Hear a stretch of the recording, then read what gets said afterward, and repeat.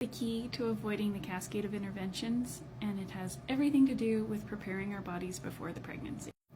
Now, most people look at the cascade of interventions as what happens when we begin to interfere with the birthing process with medical intervention, but I have a little bit of a different spin on it, because our minerals are needed for our birthing process to happen effectively. And something that's really important is magnesium, because magnesium is needed for our muscles to relax and contract.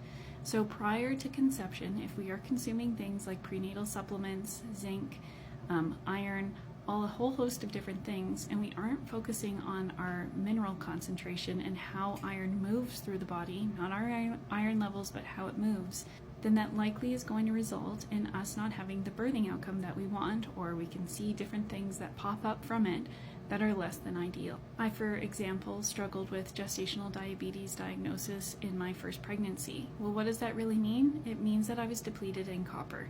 I had a lot of emotional trauma that I was storing in my body that I didn't want to deal with, because who wants to deal with it? It's a lot easier just to bottle it up and avoid things.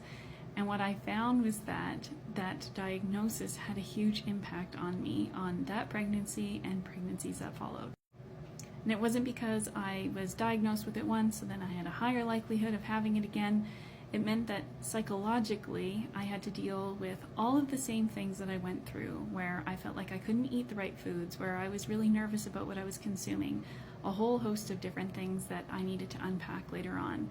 But the real issue came down to minerals. My body was telling me that I was lacking enough copper, and the same thing goes when we are looking at low iron in pregnancy.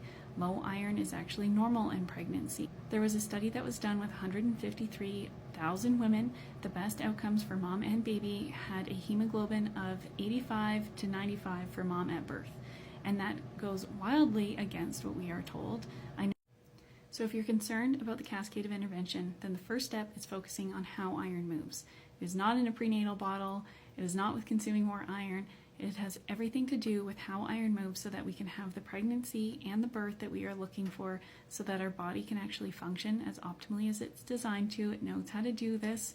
It just needs the minerals in order to function effectively. If you are interested in downloading a free ebook on iron's movement, then head on over to the links in my bio, and you'll see a little link that says free ebooks.